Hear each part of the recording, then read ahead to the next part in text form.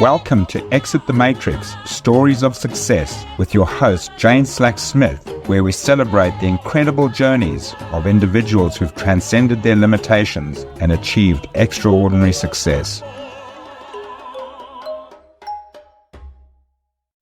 Yep. I am so excited. We've just had a quick little connection, and I'm here with Satyarthi, and I have to say that as soon as you said yes to this discussion, I was just like, I've been buzzing for days. So I'm just so happy and grateful that you're here. Oh, I'm also very, very grateful, that to meet you for that 1 week in that program, in that retreat, and to feel this like a lifelong connection. It is so beautiful feeling. And I don't know, I just enjoy to being nearby you, to your feelings, your emotions, your stories. It is still inspired you and very happy and very grateful that you invite me to being here. Well, I have to say the feeling's completely mutual. And I don't know about you, but it's very rare when you meet someone and you're just like, this person is like the person that I've always known, but haven't met yet. And I don't know. I'm pretty sure that you must have that effect on a lot of people. I know you have like masses of people who follow you around the world, but I remember someone talking about when they met Princess Diana or Pope Francis. It was like you're the only person in the room. And that's the feeling that I had when I spent that time with you. And I know everyone who was on that incredible retreat with Alona had that same experience. So thank you once again. Thank you so much. Thank you so much. Thank you so much. Thank you so Okay, much. so let me give you a little bit of like a catch up here of what's going on. So when I was, I guess, called to write this book about what is it to actually create abundance in all areas of your life and also live your heart's desire. So it's not just about getting whatever it is, financial, emotional, spiritual, wealth. It's about doing it in alignment to what your heart's desire is. And I thought I'd interview and talk to my friends and thought leaders and people who have, a real deep understanding. So when I get to actually writing the book, I can give a real lot of integrity to it.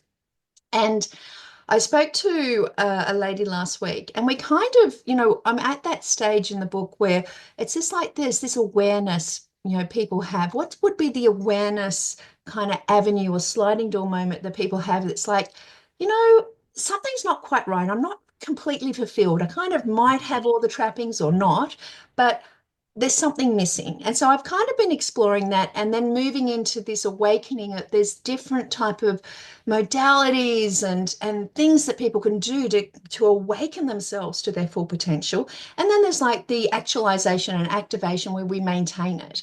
And so I was just in this transition in these, 10 weeks of interviews going, from this point.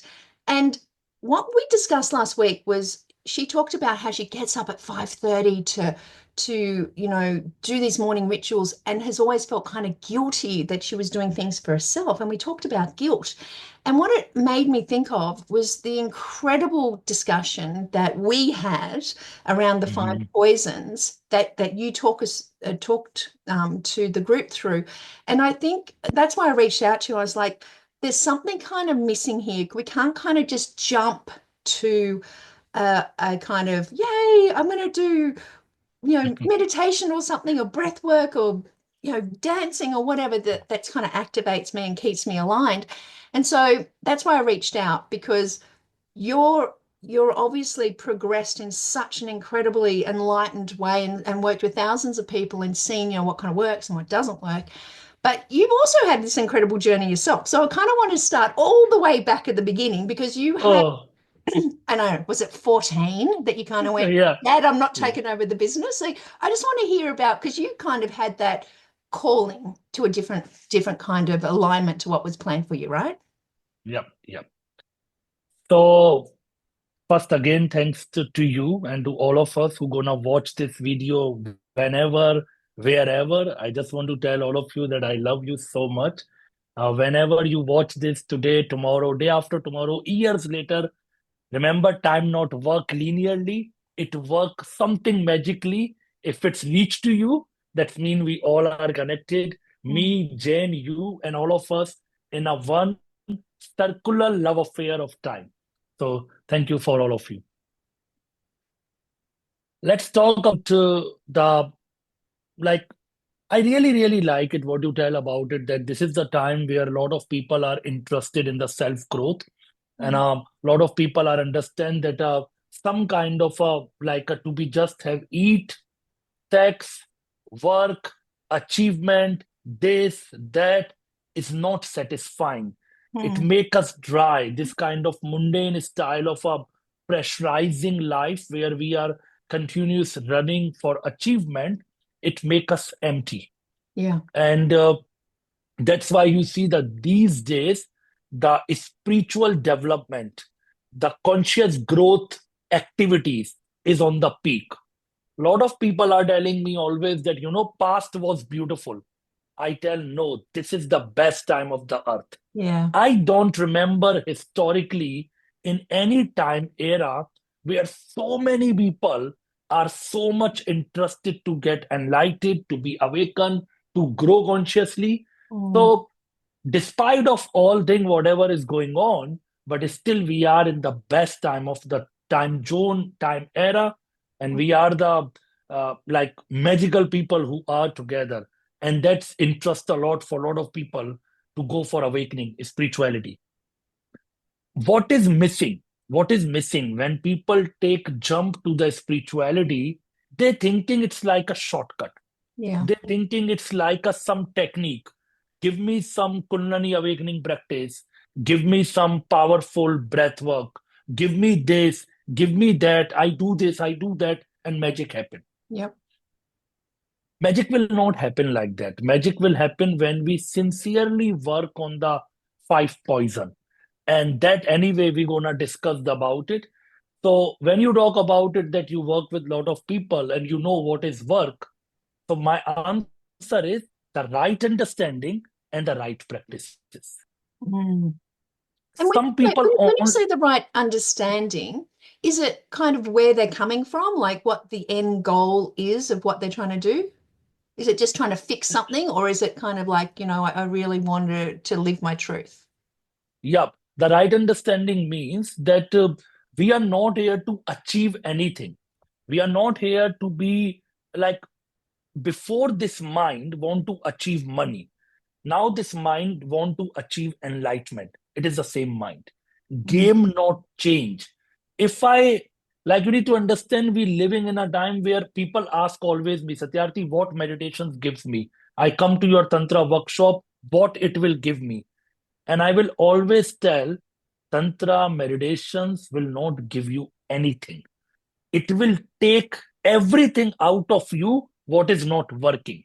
Right. So, spirituality means the self realization that we are itself is a perfect. We born as the enlightened one, the Buddha's one, the awakened one, and we forget that nature. So, the meditation, the Tantra, the path of spirituality, take it out. What is not allowed you to be awakened. So, you can remember your true nature. So, the right understanding means that I'm not come for spirituality to achieve anything. I'm just come for spirituality to be knows who I am, what is my purpose, what is my truth, and that's it. And it's just That's it. amazing. Like the way that you describe it, for me, is it's such a relief, because if I look into this unknown future and I'm seeking, then there is this ambiguity about it. But if I look to the past and go, I knew it, and all I'm doing is remembering and taking the layers off that have clouded that, like the blinkers that have clouded my vision, this remembering is actually quite comforting because it's familiar. Yes, yes. There is a one very beautiful spiritual philosophy which is come from enlightened master Astavak from East. We called it Astavakra Mahagita, and he always tell that you cannot find something that you already have. You already have your awakened nature, your conscious nature, your enlightenment nature, you already have. So do not waste too much time to finding it. You need to just focus inside where I forget. It is all just amount of work, whatever we are doing, it's about remembering. That's why I called the right understanding. Then the right practice, which means the meditation, which means the breath work, which means the dance, which mean all the physical activities or yoga, whatever you choosing, whatever there are 10,000 meditations available, whatever you choose, whatever you love it, just do it for little bit long time, not for 1 day, 2 day, 1 month, a little long, until it's not reprogram your brain, and you will find it. If there is a right understanding and the right practice, anyway, you will remember who you are. Anyway, you realize that I'm the awakened one. That's it. So is there a wrong meditation, or can you, like, with intention, you can stuff it up and still get it? Like, how does that work? Like, I don't see the meditations have a problem. Problem have the intention. So let's imagine, when the yoga never about only a fitness. It's not about to just fit your body. It's about yog. The word yog means total. It's a Hindi word, yog.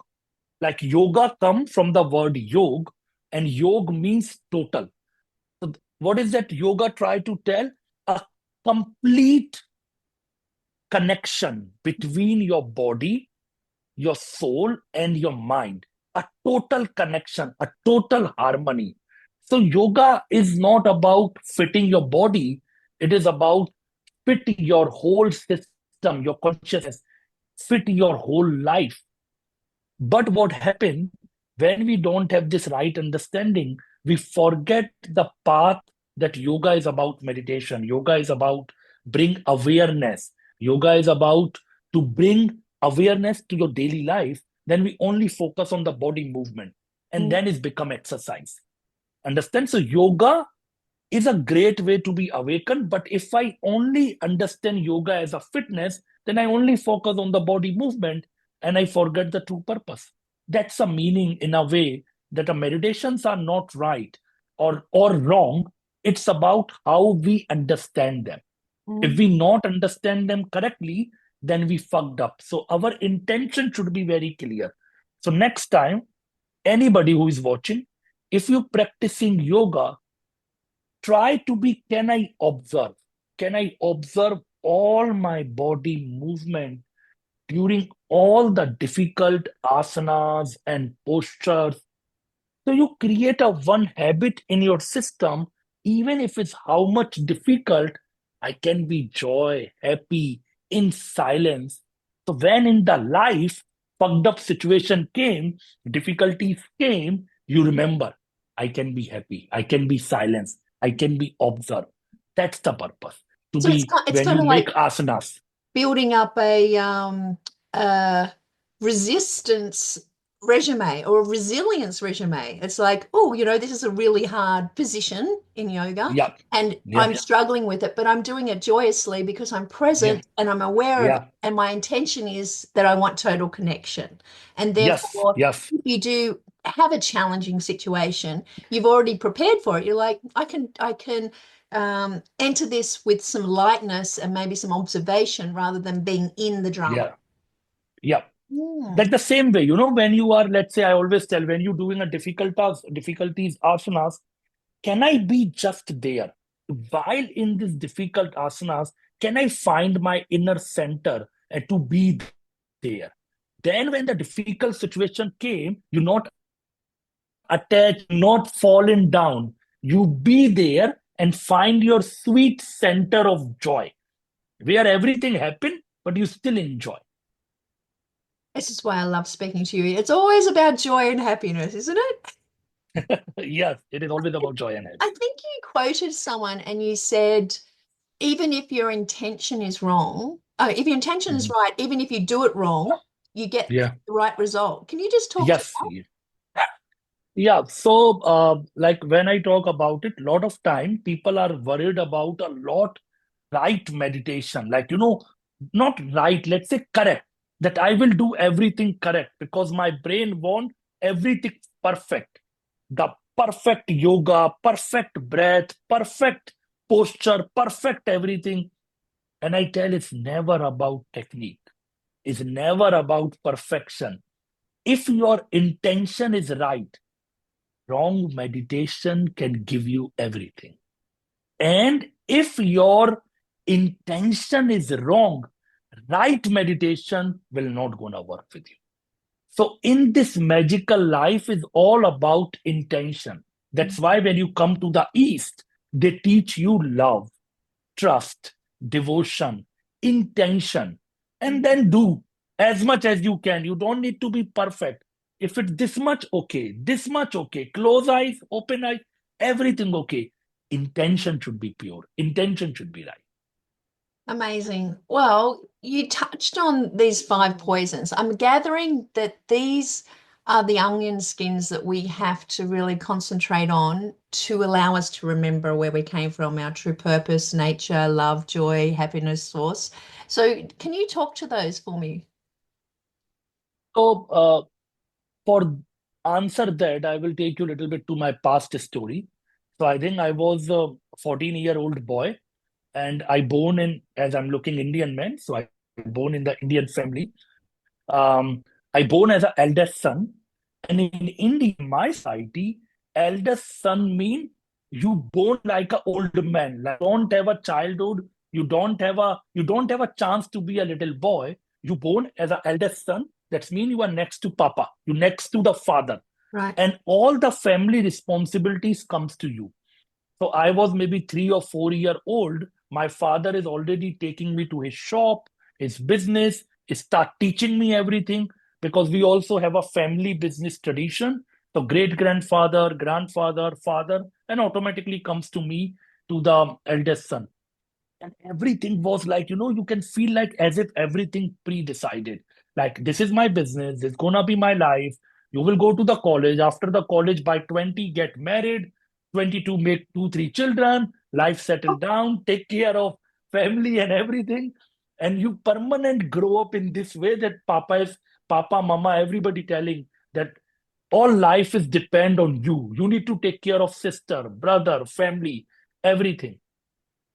I was 14 and I feel so much frustrated that there is a no freedom. It's not look like in this life, in this way of life, there is anywhere me. There is anywhere individuality. It's look like everything is pre-decided. And then, yes, then it was a great, great calling for me that let's try to find something new. Let's try to look some other options, some other answers. And it's a great fight in the family. It's a great drama when I decided, because everybody want that a Buddha born in others people house. Nobody want a Buddha in your own house because Buddhas are not gonna be take care the business of the Papa, not take I care love that. marriage. Marriage the woman which Papa choose it. A Buddha will not take 2 children very fast, which will take out the generation further. Oh, So, you know what? I love this so much. It reminds me of the saying that everyone wants to go to heaven, but no one wants to die. yeah, It's kind of like, yeah, oh my gosh, there's the Buddha lives next door. They're so blessed. Thank God it's not me. yeah, yeah. Same way, exactly same way. So that's why like a lot of drama. And when I decided like, okay, I don't want to be married. I don't want to be follow the business path of the family. I want to find my own self. And they all think I'm get crazy because in my society, there is even not anyone like 200, 300, 500, like whoever you knows, you don't know that they not choose married or they not choose children or they not choose normal traditional way.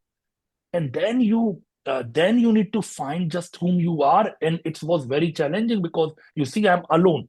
I'm the only one in this planet who is looking my path. And then you meet the teacher, you meet the masters, they help you to grow, and that's how the journey started. So then I leave my house, start living in communities, spiritual places, living with different ashrams, and yeah, and that's how the And life you keep going found on. a master that that taught you meditation? Like, what were you learning in this ashrams? Like, did it fulfill the yearning of what you're looking for? Yeah, definitely. They like when I go, you go from this space that like teacher, master, coach, whatever word you want to address it. In East, we address master. Mhm. So you go from this space that master, I'm lost. Please help me to find who I am and my purpose. And then they definitely give you the right understanding, which is about to be come out of the five poison. That was the understanding. And you also get the right meditations. You practice a lot about meditations. You practice a lot about observation with your thoughts. And slowly, slowly, you settle down in gratitude.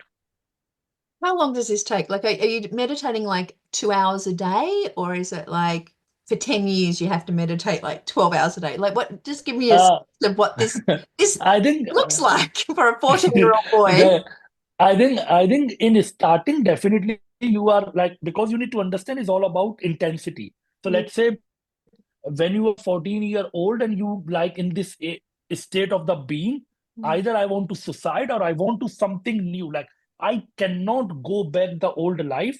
So you full powerfully, like you full totality practice whatever your master tell. And those days I practice, let's say 3-4 hour meditations. And mm, then you like my master was very strict. So you need to wake up 4 a.m. in the morning, do the Nada Brahma, do the different breath work, chantings, yoga practices. Then you need to come to see him and he check how much breathing and what you are learning. So yeah, that was the starting time is like that. But slowly, slowly, I think in my understanding, maybe 2-3 years, when meditation really settled down, then you come to the new stage that you not need to follow the technique. You start living in awareness. So in the starting journey, you need a technique, but then you will drop the technique and you start living awareness. It's kind of like you have to live, you go from a state of unconscious living to a state of consciously choosing how you turn up and how you live, which then becomes the next stage of unconscious living, right? We do the circle, but we do a Yeah, circle with more learning and intention of how yeah, we're living. yeah, So yeah. for someone who's, meditated in I guess the Western definition of the word, and I've done lots of visualization and guided meditations, which is kind Mhm, of mhm. what I enjoy, etc. Is there a point and that you're hearing voices, or seeing voices, thoughts are coming, things are happening? I'm hearing that from you that there's a point of silence, or is it a different sense of awareness and still information's there? Like, so it's a very simple process. I will just decode in the stage wise. So it's easy for everybody to understand. Let's first stage. Let's say you started today. You need a meditation. You need a technique. Let's call it you need a meditation technique. Mhm. Now there are three type of meditation technique. First is guided meditation. That's mean you choose any teacher, coach, master, or chat GPT or AI who will give you a voiceover. And with that voice, very deep, loving voice, they will bring your mind, which is continuously jumping out of stress, slowly, slowly calm down and bring back to your heart. That's a guided meditation. In the ancient time, guided meditation lead by enlightened masters. Then slowly, slowly, lot of coaches and teachers is starting leading, and now even AI can lead for you. So we are really going a quantum leap of evolution. So that's mean a lot of tools available. That's the first easiest way to start guided Mm. meditation. Then the second type of technique, which is active meditation. So active meditation is more about that you move your body, because what is happening, let's say if I tell you close your eyes, the Mm. moment you close your eyes, it fuck look torture. Like if I tell you, okay, close your eyes and be silent, mind will tell, fuck you, why I should be silent. Mm. And you will see 10,000 thoughts and you feel, my God, it's headache. Oh, Satyarthi, 10 minutes. Oh my God, when it will be over? Feels like ever.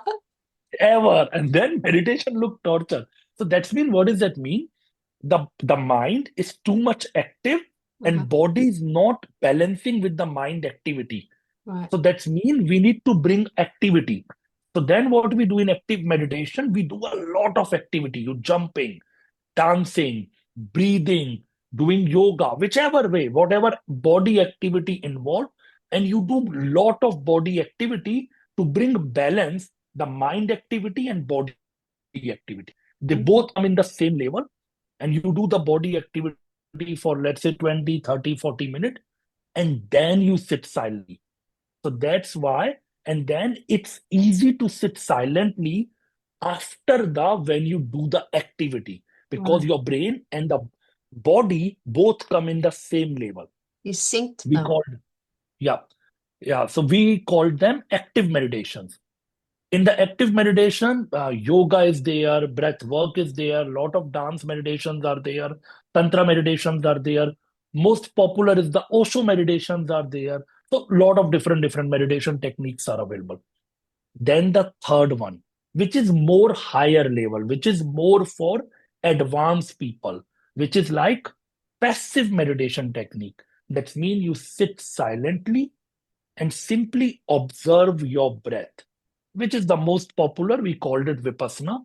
You start sitting silently and observing your body, observing your emotions, your thoughts, your breath, and you really trained your brain to observe. Because most of the time, our mind lives mechanically. When you eat, we are thinking. When we walking, we are thinking. I'm talking to you, you listening me, but still we are thinking. Mm. So everything we are doing, two action or multi-action together. That's why we are not there. So Mm. we train the mind. Can we just do one task per time? If we are walking, let's only walk. If we are talking, let's only talk. If we are sit silently, let's only observe. So you train the mind for the observation. These are the basic meditations technique. Now, when you start your journey, you start the journey from guided meditation.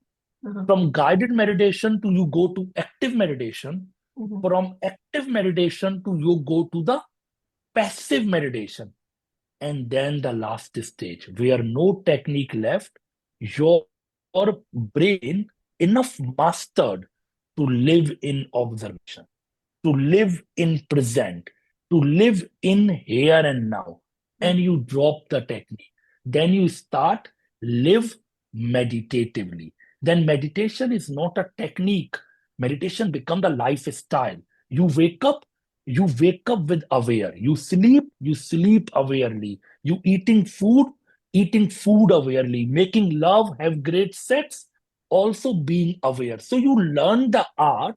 Mm. How can I live in presence? How can I live in meditation? How can I live in this moment? Mm. That's the stage. You know, there were so many amazing kind of meditations and leaders that were on the I Am Creation retreat that Alona put together, and I have to say that your active meditations were very, very active. I felt completely alive, and it wasn't until you just mentioned the fact that you then rest, because at the end of each of them, there was now Yeah. lay down or collapse or whatever it was, just where you are. And it wasn't with relief of having finished exercise. It was actually just with complete peace. Yeah. Yeah, Yeah. and Yeah. now that I think back of it, because one of the things, and I was an explosives engineer, and everything was about risk assessment and consequence and likelihood and what's happening in the future. I was the kind of person that went to the nightclub with my friends and sought out where the exit was just in case something happened and I had to get everyone out. Oh my God. I was Yeah. always thinking ahead. And so I've just I've kind of considered that as a strength, like a superpower. Yeah. Yeah. But it Yes. wasn't until your meditation and Mateo's meditation and the combination of those days together where I actually had what felt like a wall to the future. And for 2 active days, I was like, I can't even think of the future. I can't, there's nothing there. And even, it's a month or so since we've been back. I still have this One sense. second, 1 second. My earphone is fall down. 1 second. To take That's what my happens when you get so active, right? You've lost your headphone. yeah, just I think. Yeah, so 1 second, I think. Yep, I found it out. Can you second? Yeah. So I don't know. It's when I'm so much active and enjoying it, it happens. Yeah. So it's even like a month later now, I still feel a veil to the future, Mhm. like that being in present. And you had a lot of, which I'd love to get into later, a lot of techniques to help people be in present. But the one that I'll share more detail with later was when I said to my husband, I've now learned how to do a tantra massage. And he was like, whoa, let's go. And then I gave it to him. He's like, that was the most peaceful thing I've ever had. It's like I Mm. just felt like going to sleep. Like it was all about being present. And what Yes, and what yes. you taught in that was that presence. And I think that's, one of the things that I completely appreciated and loved about you is that every moment you're acting in the present. And Mhm. that's such an incredible gift to see in someone. And so I really thank you. I really thank you for that, because I think unless you kind of get a chance to meet someone who is such an epitome of what they're teaching, and it's like I'm sure you have bad days, but it was just like no matter what you were experiencing, it was always on your face. Like you were always in the, rather than, what are people going to think? Or isn't this amazing? Or isn't this terrible? I don't like this food. Whatever it was, everything was on your face. And it was just like usually Oh, joyous. So I really oh, appreciated that, because you really gave me the example of saying, and living with you for 8 days, right? oh, We've yes, got a yes, chance to yes. see each other a lot, but you you were always just there. And that's, when you talk to someone, often you have the sense that they're thinking about the next thing, or they're listening so they can get ready to talk, or, they're not quite all present. And yeah, your gift of doing that is something that is, truly, if I now think of an enlightened person, I think of your example of being in the present. And what strikes me, when I'm thinking about this book and people awakening and all these kind of things, is that although it's hard, it's actually a simple concept, isn't it? Of just choosing to listen to yourself and be centered, like you said. Yes, honestly, meditation or to living in a present is not a difficult. It's a commitment that Mm, you take this commitment very deeply, that I choose to live in awareness. mm, When you take that commitment, then you able to observe it. You able to observe your what kind of thoughts are going on, and you consciously choose the right thoughts. So mm, let's example, we discuss the Lord gratitude. So what is my inner process permanent? Let's say uh, I woke up. When I woke up, the first thing, very, very first thing, I open my eyes, wait few seconds on the bed, and just feel this gratitude. This very simple gratitude feeling that I exist. Who knows if I not wake up? yeah. Like, like, are we really I'm owners of here. I our life? made it through another Yeah, night. yeah, another day. So you just feel this wake up that, that I have another day and I'm very, very grateful. Mm, Then you also feel a grateful to the parents, because it's a very, very important to feel gratitude to the parents, because they bring us to this planet. Yes, you can have a good relationship with them or difficult relationship with them. Still, you cannot ignore they are the main tree. They are the tree which bring this golden fruit, which is you. mm, So we need to respect the tree. So you feel gratitude to them. Then you gratitude to your life. I always tell ex-lover, current lover, your future lover, all the man and woman, whoever we attracted as a lover, they are really, really our teachers, our masters, and they help us a lot to grow. So you take a little gratitude to them, then to your teachers. Like I meet you, you meet me. We all are students and teachers of each other. I learn a lot of from you, and you learn a lot of from me. So whoever coaches, teachers, masters, we learn and we inspired from them. You feel gratitude to them, Mm. then to the life, that I'm so thankful for this life and this body, this juicy, sexy, divine body, which is working day and night. I put all chocolate, all coffee for my belly, and my belly always love me. So I'm thankful for the belly. I'm thankful for the legs. They are walking a lot. I'm thankful for the hands. I'm thankful for the eyes. I'm so much gratitude for this body. And honestly, Jen, it takes only 10 minutes, only 10 minutes. And when after this 10 minutes, your whole day's change. Yeah. You just live with this, very peaceful, gratitude, thankful, Mm. amazing way. And then you radiate this energy of gratitude. Then you meet people like Zen. Then you meet so much magical people, and they all love you. You all love them Mm. because you creating this energy of love. You creating this energy of gratitude. And I think that's helped me a lot. And then the second thing again, this commitment that you choose to be live in awareness.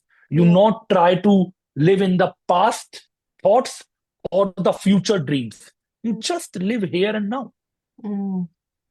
That's just so beautiful. And what I really appreciate about that is that it gives you a sense of orientation and back to intention, right? We know from neuroscience, if we can set an intention, it sets our brain on a path to almost like a cognitive bias to look for it. And so if we're setting an intention in the morning for gratitude and we're attracting it, and I have a morning practice, a gratitude practice where I'm grateful for three things and I'm grateful for one thing in the future, and I try to call it in as if it's already happened. And then I also have a practice around orientations of things that I want to create in the next 6 months.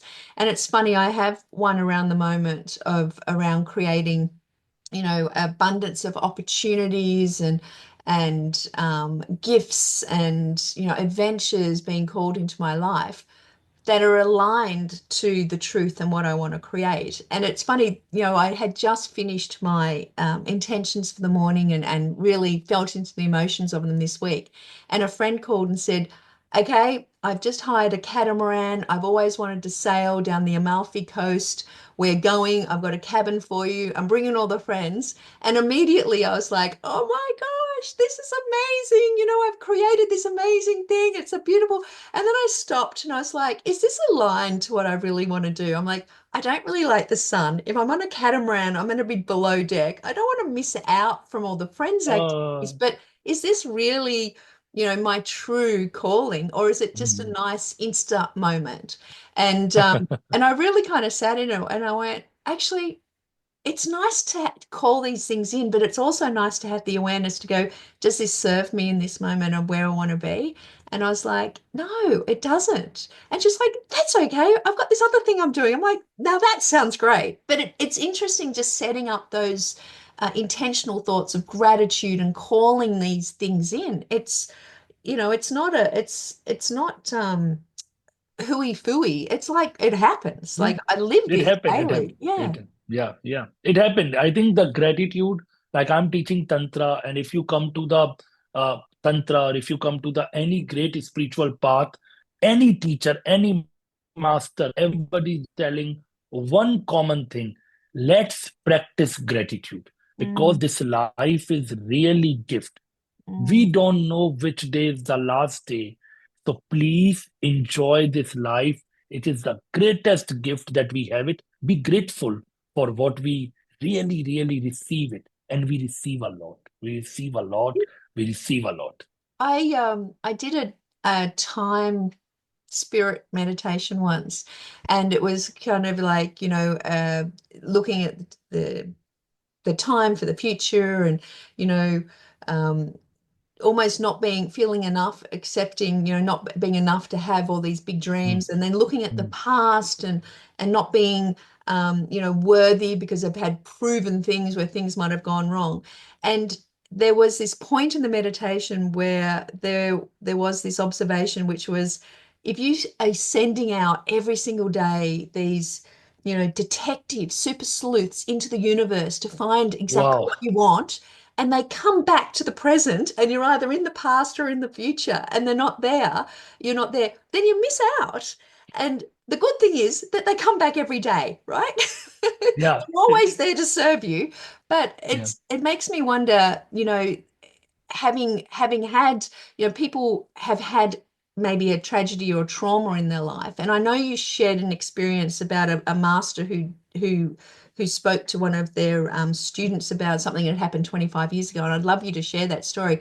But it struck me with that story, a lot of people are living in the past, so regurgitating something that doesn't serve them and causes no vengeance on the person involved, but it is the punishment for themselves. So could you just Yeah. explore that for me for a moment? Yeah. So, first thing we need to understand what is trauma. So, trauma means something happened bad, which I didn't like it, which I don't want it. When it happened, it frees body. Like it is too much that my whole system frees. Now the subconsciousness is very strong. They don't want to hurt you.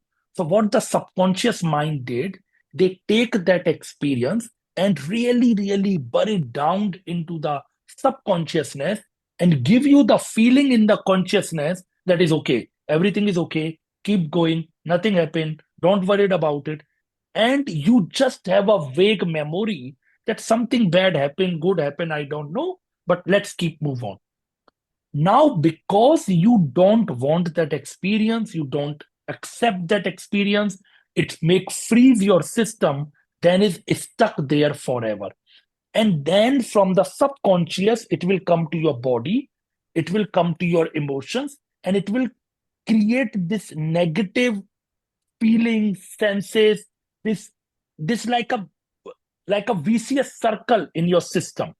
So then you keep attracting more and more dangerous situation because of that one situation that you not agree and accept it. And then the vicious cycle come always and always going on. So what is the Eastern way? What is the Eastern way to be held, to be handled the trauma? The spiritual way. Simple is first accept it. One thing always remember, whatever happen in the life, it is happened for my growth. It is happened for my awakening. It is happened to make me grow and rise. So even all difficult, traumatic, unpleasant situation, they all come to make me grow. So first thing, accept it, that I accept that situation. Second thing, forgive the one who gives the trauma. That's a very difficult because we have a lot of anger, we have a lot of frustration, we want to fight, we want to destroy. But you need to forgive it because the person who gives the trauma, who gives the pain, that person already in the trauma, the person already in the pain. A healthy person cannot hurt anyone. If I'm a happy, celebrating, gratitude, if I'm enjoying my life, do you think that I can hurt anyone? Do you think that I can cheat anyone? Do you think that I can broke anyone? No, because I'm happy. I'm joyful. So hurt Only people a, hurt people. yeah. So only a person who is sad, only a person who has a pain, they give the trauma. So when you tell forgive it, you actually forgive those because you understand they have the pain, they have the bad life, they have the traumatic life. Wow. That's why they give me trauma. So I want to forgive them. That's a second step. That's Then the hard, third, right? That's hard. I mean, it's yeah, beautiful how it's a you explain maximum it. hard. When It's a you explain it maximum like hard. that, it helps, but still, I It's a get, hard. It's hard. yeah, It's a hard okay. because you need to see from that point, like let's say somebody cheat me, somebody hurt me. That means this person really has a problem. This person really has a difficult life. This person don't have any joy. This person maybe he can be in the Mercedes or show I'm the greatest person, but who knows in the alone in he's feel lot of loneliness, frustrated, and he don't have any joy. So you forgive them because they are already have enough pain, enough trauma, enough sadness. Then the third step, you forgive yourself.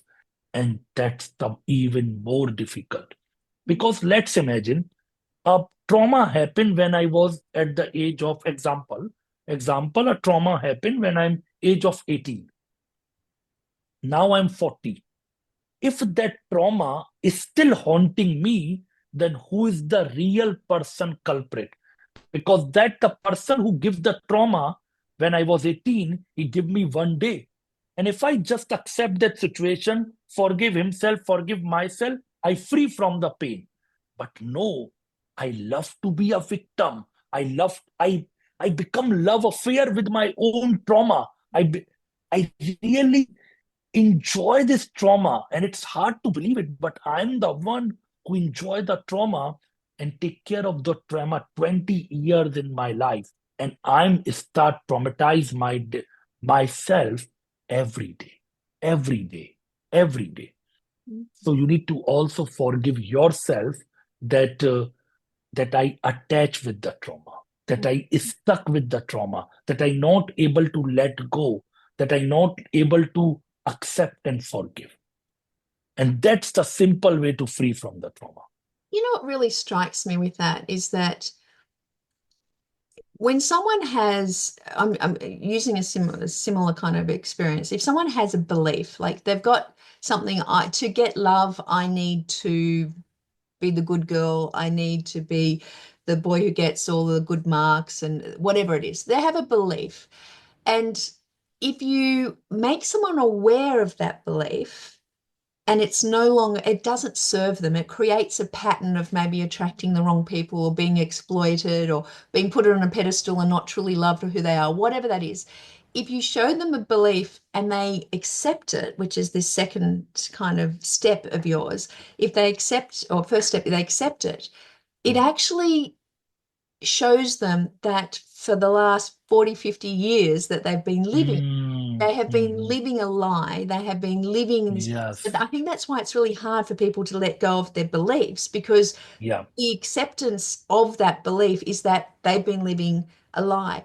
But what you've then done is brought that to forgiveness, and it actually Yeah. allows you to look at yourself and go, I'm only human. It's an experience. I now see it. It doesn't have to perpetuate in the future. And I forgive myself for holding Yeah. myself to that belief every day, which is similar in how you treating trauma. It's like, I'm not saying the person was right. I see them for who they are as a human Yes. in Yes. their Yes. in their role, Yes. but Yes. I also forgive myself because I've held on to this and I've punished Yes. myself, and I'm sorry for that. Yes. Mm.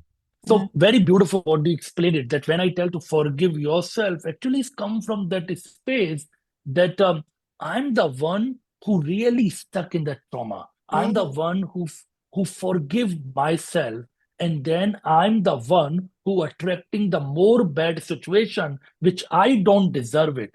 So you also forgive yourself, and Mm. then you goodbye. Then you goodbye to the trauma. You goodbye to the people who traumatized you. You goodbye to the situation and tell, thank you.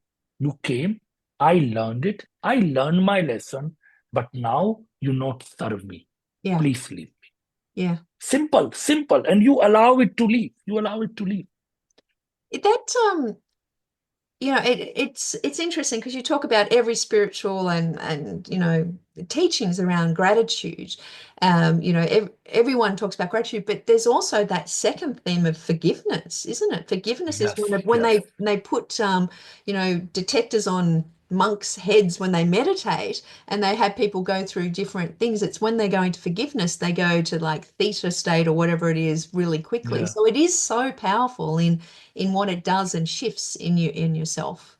So interesting. But Like also one thing, like, with the forgiveness, like let's imagine when I, like, knows it, like I was 14-year-old, I become very dramatic person, want to be Buddha enlightened or go to my path, but it hurt my papa mama, yeah. yeah, They really feel, what the fuck happened? We have such a cute boy. He should be married. He should hold a business.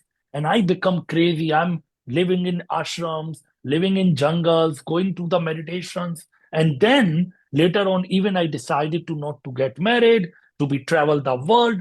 So for them, it's really a lot to handle. yeah. But from my perspective, I always feel, no, they not understand me. They not understand me. They not understand me. What meditation teach me that actually I need to understand them, Mm. because they not choose the path of love. They not choose the path of pasna. They not choose the path of tantra. They simply follow the system of society. Yeah. I'm the one who choose kindness, compassion, love, vipassana, meditation. So first I need to accept them. Mm. And then I go first and ask forgiveness. That Papa, Mama, I love you so much. I know that you have some hope and expectations, and I'm not able to fulfill it. Can you please forgive me? Mm. And this attitude of my forgiveness, yes, it takes a little time because they keep fighting and starting. And I remember my papa keep fighting and I keep loving. He keep fighting, I keep loving. Then one day he called to everybody and tell, you are such a great son and you love me so much. Why you not follow what I tell? I tell, I love you, but still it doesn't mean I will follow what you tell. I Mm. have freedom to live my life, but also that doesn't mean I not love you. And when you keep giving them love, when you keep telling them, please forgive me, now I have the best connection. This is the Mm. time of my life. My father meditate every day. My mother meditated. In my whole family, meditation is the only key, because they now see that our angry young boy Satyarthi now change and able to share love. Why cannot we? Mm. And this is the major problem when a lot of people come to meditations and spirituality, they hoping my husband should understand, my children should understand, my parents should understand. No, my dear, they don't need to understand. Yeah. You need to understand. You need to accept. You start compassion. If you show compassion and love first, you have the great relationship, and then they feel courage to add meditation, spirituality in their life because they see you change it. That's the power of forgiveness. I tell you what's landing with me with this is that you called out right in the beginning that this is just an amazing time in history because there's so many people, seeking this spiritual awakening. They're asking, what else is there? What's fulfillment? What is my purpose? What's my legacy, my impact? And I think there's a chance, and I'd love your opinion on this. There's a chance, it's almost like the let's say the swinging 60s, and the kids are revolting. They're saying, we're not going to war. And there's anger and there's protests and there's riots. And they're like, you don't understand us. You're old fuddy-duddies. There's a chance that there's a righteousness around those that are seeking this path, and an apathy towards what they're leaving behind, and even an anger and a resistance, and you don't understand. And what I'm getting from you is that there's an opportunity for the coexistence, but it is the people who are on a path to actually live their truth and live an inspired state from their heart. It's them turning up every day, loving those that have chosen not to, and accepting their choice. Absolutely. Absolutely. Like you really nailed it, what I want to tell it. Because I several time I feel sad in my heart because I'm teaching Tantra meditation. A lot of people come to workshops and they keep fighting with the parents. They keep fighting with the husband. They keep fighting with the children. And I'm telling, what you guys doing? Why you are hoping they should understand you? Why you not understand that they not choose this path? You choose it. You need to give an example. So for my example was that when I come back from Vipassana, Papa Mama is my exam. Okay, if meditation really happened to me, then when they criticize me, when they triggered me, when they say ugly words to me, when they make fun of me, can I go back with anger? That's mean I'm a little Satyarthi. I not grown up. Yeah. Or can I go and hug them? Papa, I know that you love me and you hurt. That's why you tell all the nasty things. But I know you love me and I love you and I'm sorry. And I remember they fight, I say I love you. They fight, I say I love you. And then 1 2 years, they're like, guys, it's I give impossible to in. tell anything. Yeah, to be Satyarthi, he just keep telling you I love you and keep laughing and dancing. And Mama and Papa both came and tell, please give us a meditation. We want to practice. Something happened to Oh, you. you've worn us down. Yeah, see, like maybe there is something which we don't see it. Can we practice also meditation? So I think Yeah. when the parents are not practicing meditation, a lot of women ask it, how I can bring my husband to meditation, how I can bring my children, my family, love them. Mm, Love them so much. Do yeah. not, when they fight with you, you need to give love. When they criticize you, you need to give love. They ask you, what the fuck happened to my wife? She's so loving. She never so much loving to me. And then husband comes, okay, tell me what meditation you doing. I'm jealous now I all the want what time. she's having.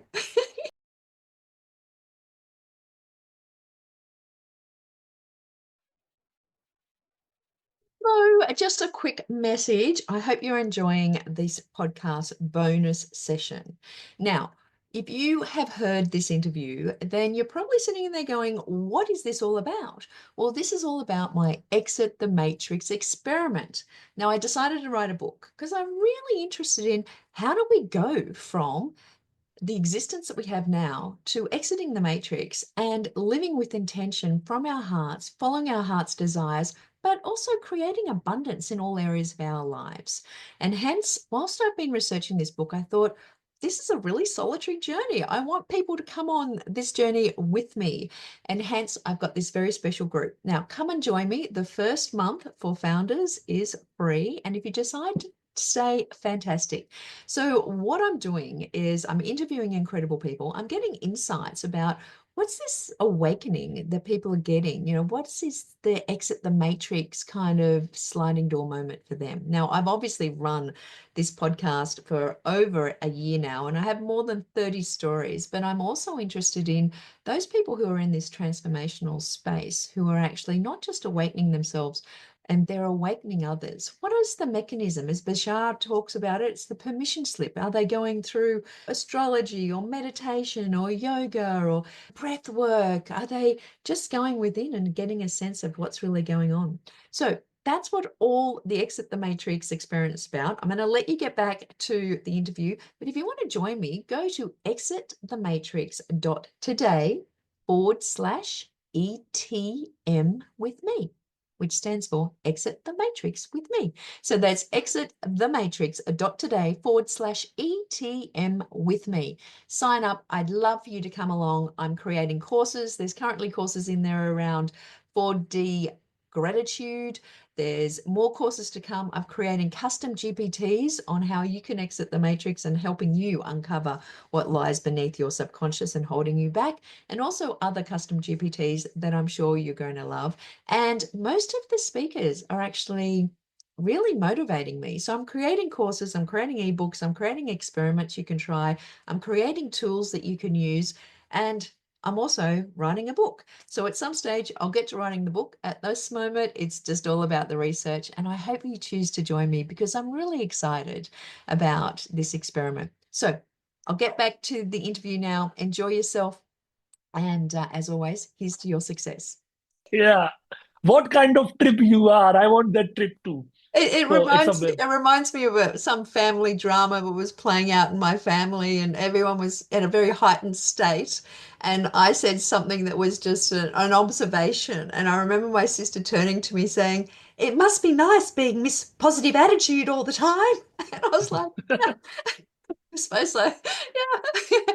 But yeah, that is beautiful. Well, look, I do need to get to the five poisons because I need to Yes, we know need how to we go can there. get to the remembrance. But Yes, yes, you yes. know what? I really feel quite emotional about the conversation we've just had because the awareness that you've given me is that there is a there's a beauty in accepting yourself, but it's beautiful to accept other people's path and see them as Yes, powerful people as yes, well, and they're on their yes, own journey.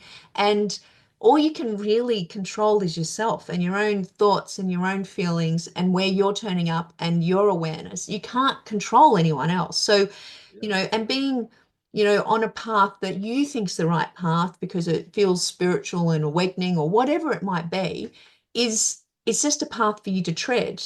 But everyone else has their own path. So just get on with you, really. Is that what it's all that's why about? that's why it is that what the enlightened master teaching us, what the all spiritual path teaching us, compassion. Mm, So if we are in the right direction of awakening, the person become more and more compassionate. mm, And the compassion mean you become more and more tolerant.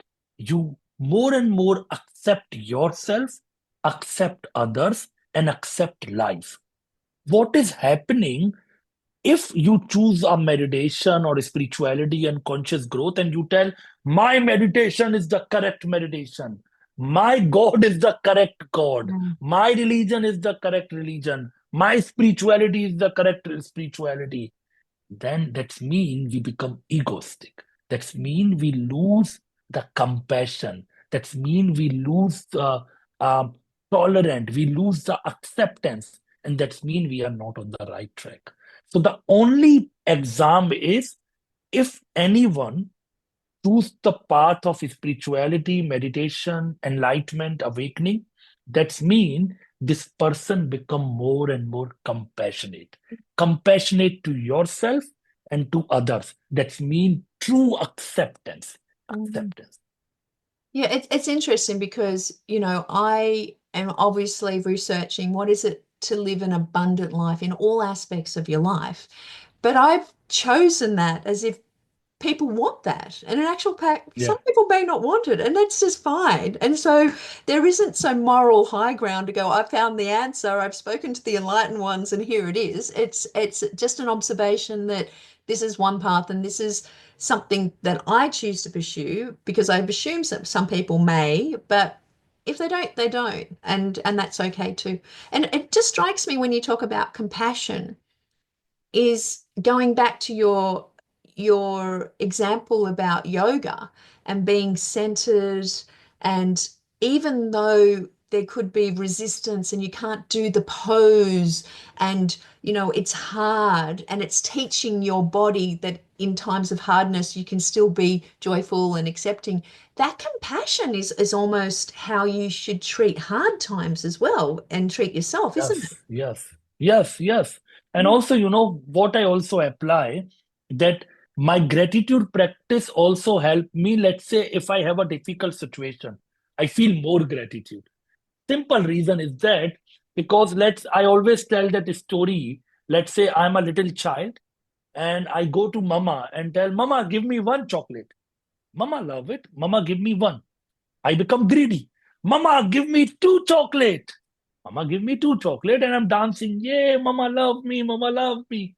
Then I become more greedy and I tell Mama, give me three chocolate. This time, Mama angry. Enough is enough. You will destroy your teeth. You will destroy your belly. You will destroy your health. I will not give you. And now I'm crying. Now I'm doing all the tantrum and criticizing that Mama not love me. Mm. That's the attitude we all have it towards the life. Now, see the same example. The life is our mama. Life is this whole existence is our mother. So let's say if I ask one desire and existence fulfill it, very gratitude. If it's not fulfill it, more gratitude. That's mean my teacher will destroy, my belly will destroy, my health will destroy because I don't know. I'm a little child. I can ask anything, but the mother, the life, the existence, they knows much more. So when the difficult situation came, can I be also gratitude and grateful for this situation because this is exactly I need for my growth. And that's how the compassion and the gratitude start merging together. That's how this yoga understanding the difficult situation, you can be joyful. Mm. Okay, I have to confess, I grew up on a farm in the country. And so country and Western, like there was two types of music, country and Western. And there was a singer called Garth Brooks, and he had this song that was called Thank God for Unanswered Prayers.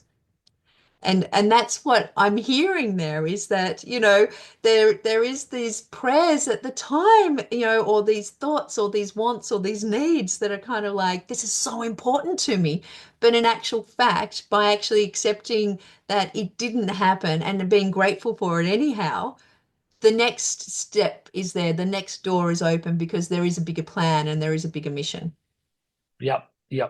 Country and Western So always comes back to yeah. country and Western. Yes, yes, yes, yes. And also now, like, you also have a very, like, what is my learning with you? You really have a very great attitude to be how you see the life and how you always find a very beautiful way to be learning, to being positive, to be happy, to be joyful. And it reflects you. It reflects in your aura, in your energy, in your faith. And that's why it's very joyful Ah, to you converse, to talk with you. Well, they say you can't see anything in someone else, it's not in yourself, right? Oh, okay. That's Wow. it. Now, five poisons. We're getting to Yeah.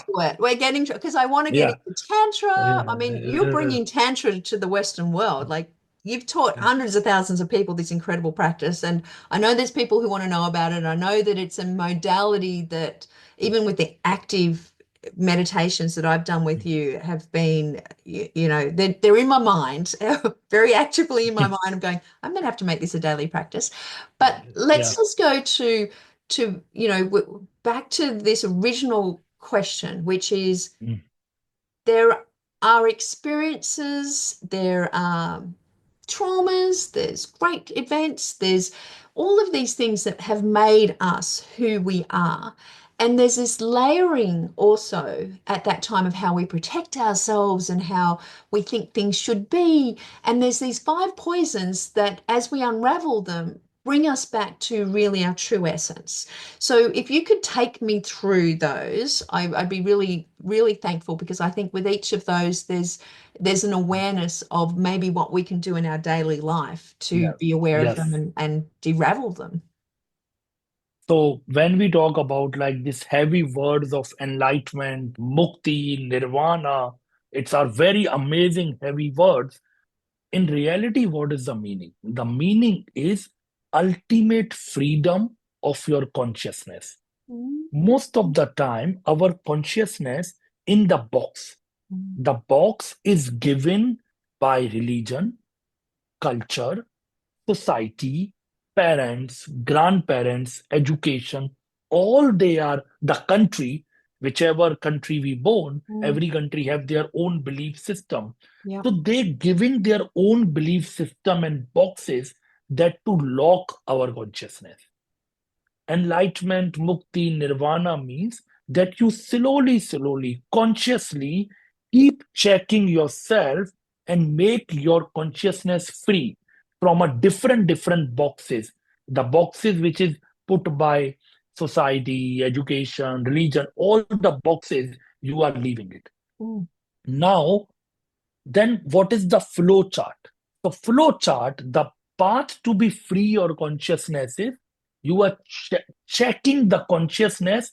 Does my consciousness reaching to the pure state, or it is corrupted by the poison? So in Tantra, in spirituality, we talk about five poison. And the only meaning of enlightenment is to make free our consciousness from these five poisons. Let's talk about what are those five poisons.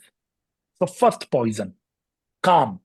Calm means desires, lust, the desires, the ongoing lustiness, the ongoing desires. This poison attack our consciousness and our consciousness never free. What does that mean? So let's imagine everybody's teaching us, let's fulfill one more desire, then I become happy. Let's have one car, I become happy. Let's make one more house, one more car, one more business, one more bank account, one more this. Yeah. And since if we just check, if it's my happiness is really depend to fulfill the desire, then why I'm not happy today? Because since the born till right now, maybe I fulfilled 10,000 desires. Like I fulfilled to be go to college, go to school, have a car, have this. We all fulfilled 100,000 desires. But still, the brain tell, let's have one more. Then you become happy. So happiness is not depends on the desires. Happiness is not depend on this urge of lust. Happiness is depend to free from desire, that I have everything. Happiness is depend to free from this lust, that I fulfilled, I completed, I'm enough. If I feel that I'm enough, I'm completed, I have everything, you are happy right now. So the path of spirituality, the path of Tantra is to make us free from the first poison. It's about to be really free your mind, to free your consciousness from this 100,000 desires. And do not waste your life to fulfill one after another desire. That's the meaning of rat race. You remember the rat, which is keep running, and there is a cheese. And he keep thinking that I will got the cheese. And in the end, he just died, but never get the cheese. That's how the system, the matrix wanted. That's the meaning of matrix, that we are in the matrix, which is continuously social media, TV, industry, media, newspaper. They're pampering with you 100,000 desires. So you never free from it. And you think, if I fulfilled it, I'm happy. What is spirituality? What's this mechanism though, Satyarthi,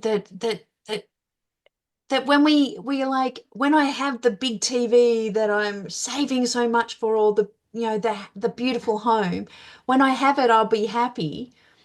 What's the thing that just then goes next desire rather than sitting in that happiness? What is it that stops us? Is it our brain or our subconscious, you know, trying to keep us in the loop, or is it the fact that we have had so much conditioning from all of those different things that we get this sense of, actually check in quickly, am I happy? No, I'm not. This must have been the wrong thing. Like, what is that? Because we not understand the nature of mind. Mind cannot be satisfied. So let's imagine mind, all game is to be give me more. So let's say Mercedes is only enjoyable until you don't have it.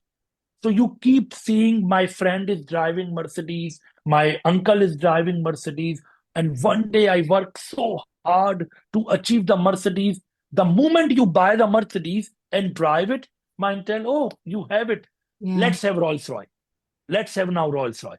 And suddenly happiness gone. Now the Rolls Royce. You get the Rolls Royce, mind will tell, let's have private plane. You have a private plane, let's have a rocket. You have the rocket, let's go to the Mars.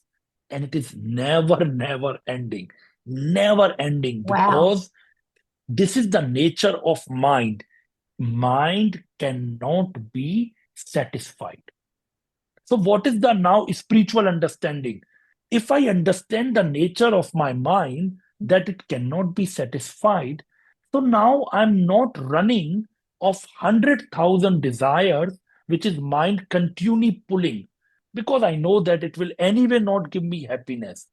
So rather than to running for desire, I'm come to my own inner space that I have everything. And then you choose the purpose, the inner feeling what give you joy. what give you joy, and you take a action from that inner space of joy rather than a mental state to fulfill one more desire. It's hilarious, isn't it? Really, it's funny. It's funny. Yeah. You've got to go, wow, that brain's so clever. You know, it's Yeah. keeping me in this state of angst that there's something Yeah. that I want. And it's just like that little piece of cheese in front of the mouse is like, never going to get it. Okay. All right. So, number So one this is our lesson. first I have poison. everything I want. I'm joyous now. What brings me Yeah. joy? Yeah. Okay. So the first, Desire dissolved. yeah, yeah. So oh wow, desire dissolve. Mwah! That's amazing. So yeah, so the first poison, desire, and the solution to free from this poison is I have everything. Mm, Whatever I needed mm, right now in this moment for to being happy, I have it. No desire.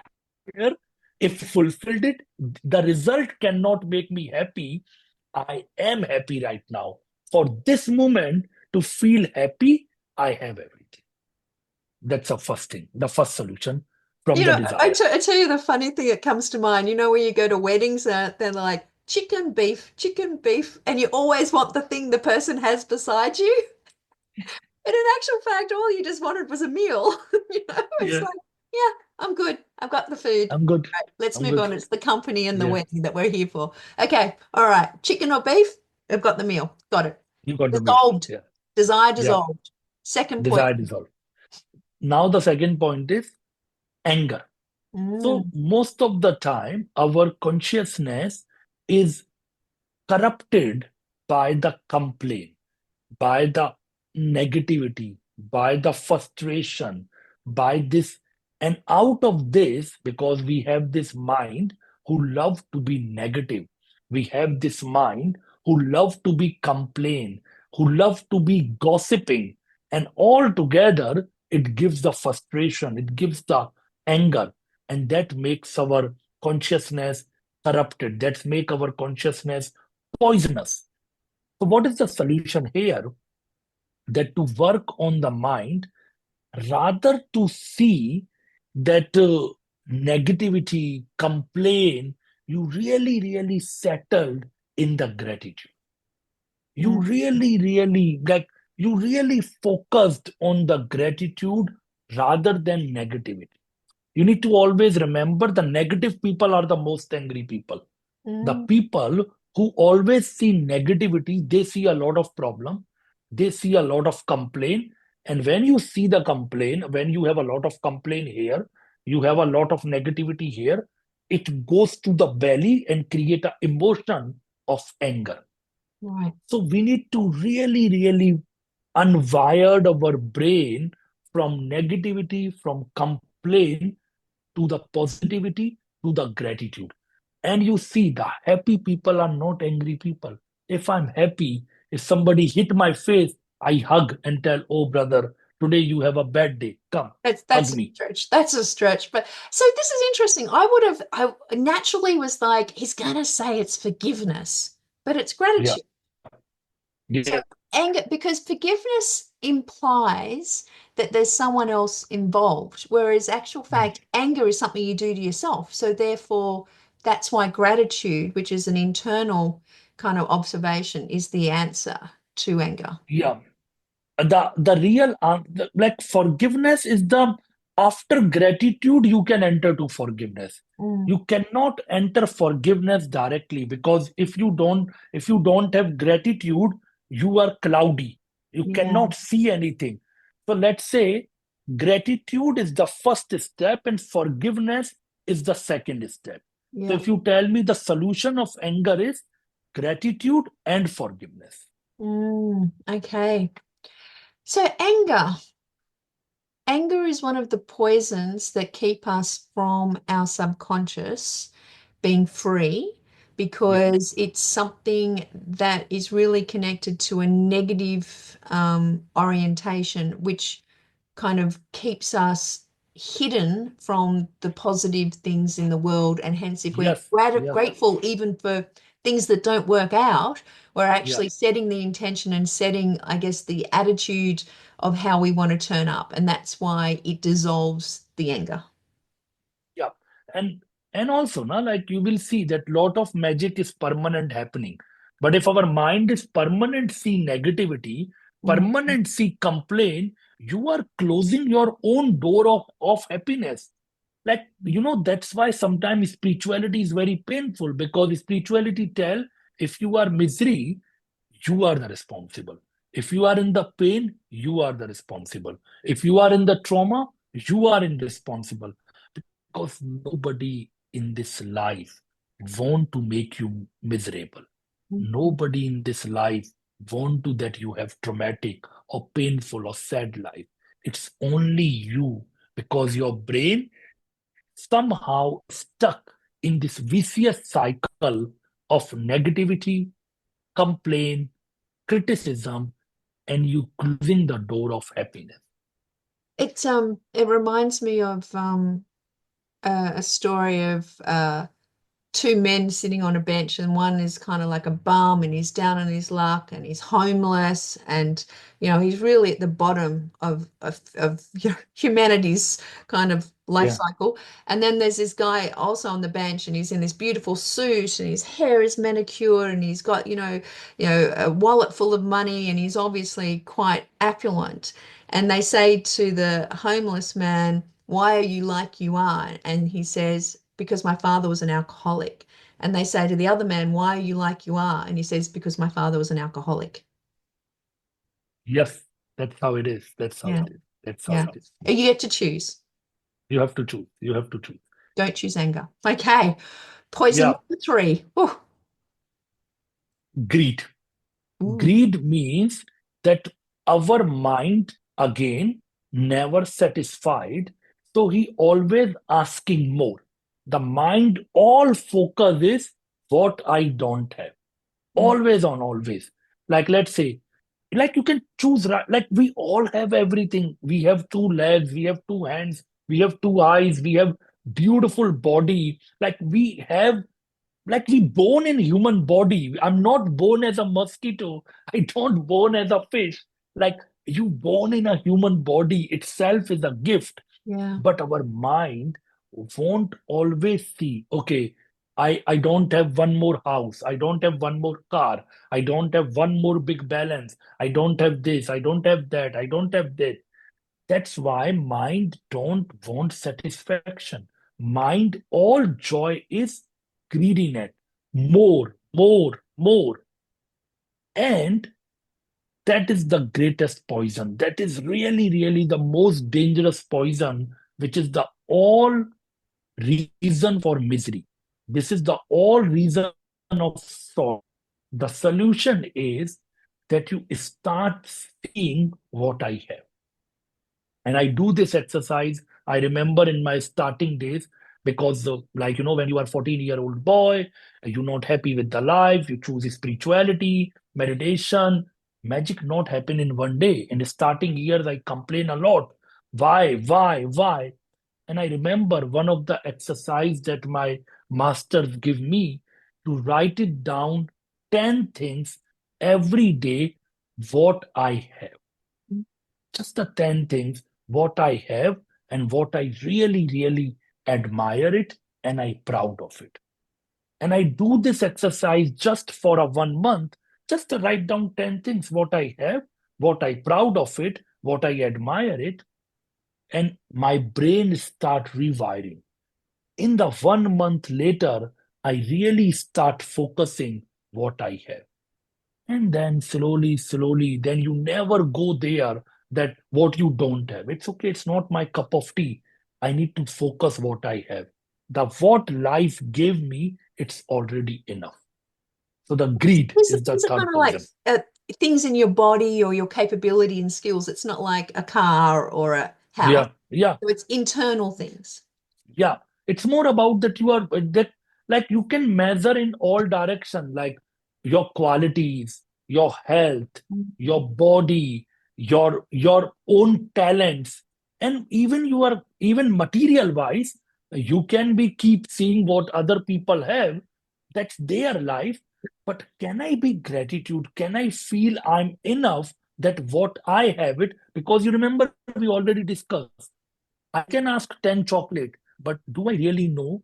Let's say if existence, let's say I can ask Rolls-Royce, but who knows, to give me Rolls-Royce, the payment was something else. The payment would be I something else. I don't know if Your existence time to don't give. work, like Yeah, 70 hours a week to get one. yeah, I'm so much enjoying to be watching sunrise, sunset, and all these things. I have a great relationship with my family, with my parents, with my children. I don't know, to have Rolls Royce, what sacrifice I needed, and that Mm, sacrifice is not need for me. That's why mm, existence don't give me. So mm. you really start so much grounded that what I have, it's perfect. Wow. And I guess when you start thinking of all, after spending a month really thinking about the things that you have, and then you start looking at the desires, really, if the linking of greed and desire of what you might want, it's like, what if I had to give up one thing, what would I give up?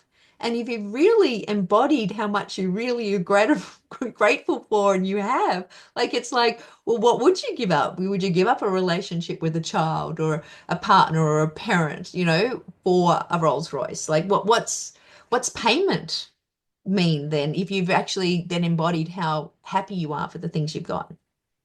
Yeah, because I remember the one story when they are talking about it, that somebody's are asking continuously a life, like a very young person who is continuously observing every day the richest man on the city, and asking that person life every day. And then one day the angel is walking, and he just take the hand of this young man and tell, do you really want that life? Like, because I see from my perspective, you have the best life. But I'm tired of your pain every day you asking, do you really want that life? I can give you, but then don't cry. You tell, fuck, he has all the luxury, he has everything, and you asking me? Yes, I want it. Okay, please, from tomorrow when you wake up, you will wake up like that rich person.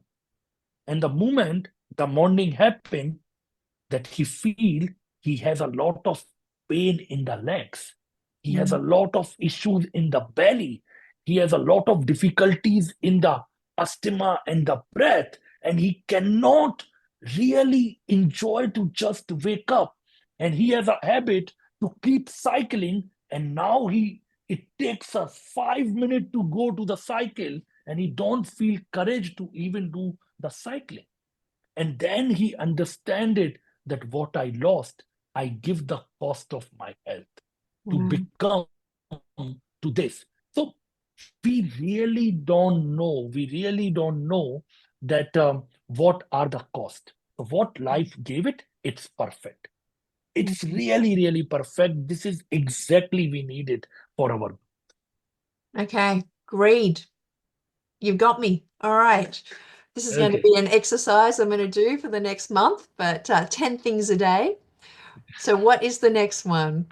Yeah. So the first we already discussed the desires. Yes. Second, we discussed the anger. Anger. Third, we discussed the greed. Fourth is about attachment. Ooh. Attachment means that we always believe everything is mine. This is my laptop. This is my home. This is my car. Mm, This is I, me, myself, everything around me. And now this is really give us the poison, because then whatever I feel is about me, it will give you happiness today a lot, but when it got loose, it will give you the same equal amount of pain. So mm, what spirituality is teaching is here, that in this life, nothing is mine. We are tourists here. We are tourists in this body. We are tourists in this life. We are not the owner. We are just have a given time period in this body, in this life, and we came to enjoy this planet. So if I go for attachment, if I go for everything, this is mine, this is mine, this is mine, this life will takes anyway everything. You remember the one of the biggest Alexanders who win the every corner of the world. When he died, he told his people that take my hands like that, so people can remember the great King Alexander who wins everything. He also go empty hands Mm, because we are not the owners here. We mm. are the tourists here. We are the guests here, Custodian. and the and only pain is the attachment. Because when you attach with something, Mm, because this life is continuous moving, in this life, everything is changing. What I have today, it could be possible I don't have tomorrow. mm. What I have tomorrow, it could be not possible. There is nothing forever. Everything is changing, everything is revolving, everything is growing, everything is dancing. And I cannot attach with anything. If I attach, then I'm inviting my pain, then I'm inviting my misery. Because sooner or later, whatever you attach it, you will lose it. And that's why a lot of people live in misery. They live in sadness, they live in pain because they feel this is mine. And if I just understand nothing is mine, my body is not mine, my car is not mine, my dog is not mine, my home is not mine, everything is given to me to just celebrate, to just enjoy. Then you make your consciousness free from the poison of attachment. That's amazing. One of the things that has struck me just hearing you speak is people who have been through divorce, and I hear them talking about my ex, Yeah. my ex-wife, my ex-husband, and I heard someone a few years ago say, "Oh, the father of my children." Mhm. And she had no emotion around that person. But when I Mhm. hear about people when they say, my ex, there's always a charge.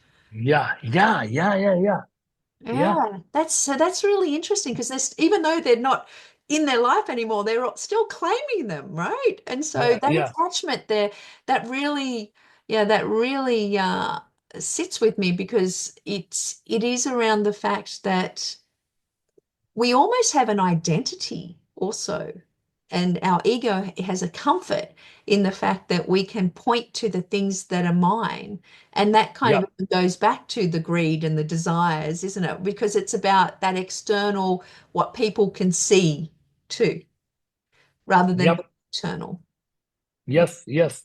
Even, on the deeper subject, if we go, anyway, nothing is mine. So that's mean even my husband is not mine. Mm, Like, let's imagine why we have a so much fight in the love and relationship. Because I think this woman is mine. So then I start taking her granted.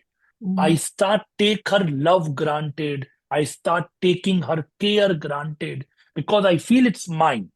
But let's imagine if I believe she is belong to herself, then I feel more gratitude mm. because then whatever love she's doing, this is she's not mine, she herself. Then if she give me love, I should be grateful. Yeah, Who knows tomorrow she will not give me this love yeah. because she's not mine, she's not my forever.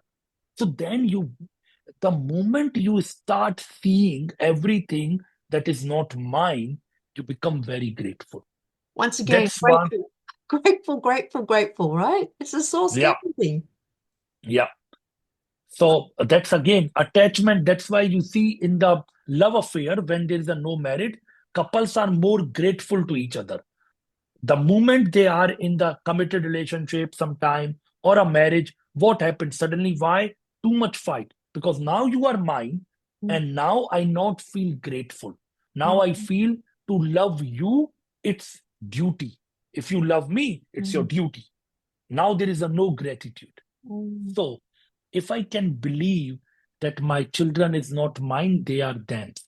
That my wife is not mine, she belongs to herself. Then all my connections, I'm being more gratitude, thankful, careful, because who knows if they are not tomorrow here. Mm.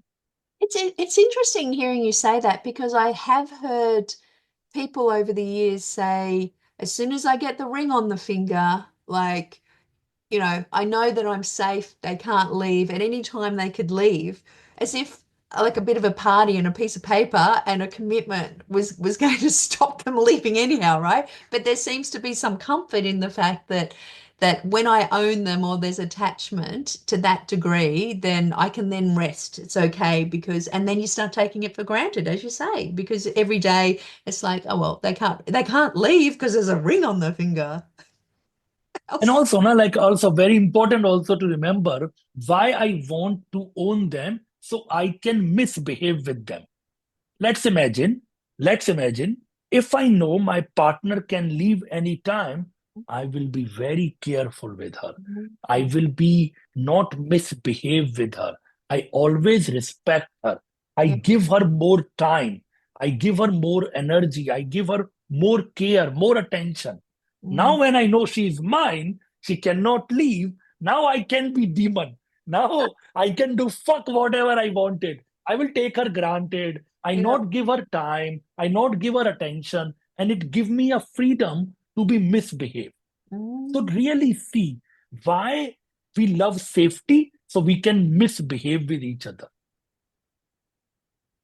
Well, that's something to think on.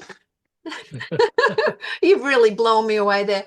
Okay, so we're winding up to the fifth poison, and Yeah, I've got to say, this is there's a vigilance to this, isn't there? yeah, There's a conscious living every single moment yeah, of how you yeah, turn up. But it's yeah. simple as well. It's just like be grateful for what you got, be in the present, love what you have, but you have nothing because it's no attachment. So just be happy for being you. Yeah, to being here, to on this planet. So the Aspirin. fifth Okay. poison, the Yeah. last one, the papa of everybody, Oh my the gosh. I'm I, scared now. I'm me, scared. I, me, myself, ego, Oh, ego. okay. Ego is the last one because it's more about that we thinking that we are important. It's more about that our all understanding of our life, that this earth is centered around me. And the more we think I'm important, the more we behave worse, the more we live ungrateful, again, gratitude, the more we neglecting things, the more we take things granted, the Mm, more we not live in the joy or happiness because I, me, myself, and this ego never satisfied. How much existence gave us, we never happy, we never satisfied because ego always want more and more and more. And the solution is to remember that we are not important. We are just the one wave in the ocean. Ocean is important. Ocean is the life. Ocean is the existence. The existence here before me, it will here when I'm here. It mm, will be here when I'm gone. So mm, the what is the omnipresent? The omnipresent is ocean, the existence. We all are just a one wave. And the wave always thinking, oh, my life, my story, I born, I rise, touch the peak, and then I went away and vanished. It's a 1 million waves are creating by ocean every different second. Every wave thinking I'm important, but we forget in the end, this is not the story of a wave. This is the story of an ocean. This whole life is a story of divine. It's the story of existence, the story of ocean. It is not the story of wave. So be grateful. mm.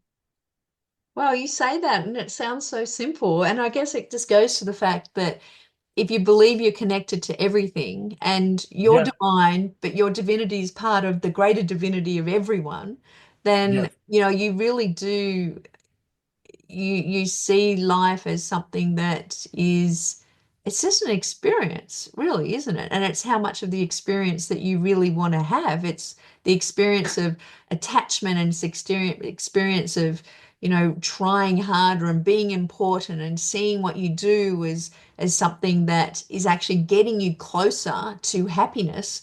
Whereas if you just be like the ocean and just accept that you're just part of the whole and you Yes. experience the ups and the downs as an experience rather than making it mean anything, then you actually enjoy life more.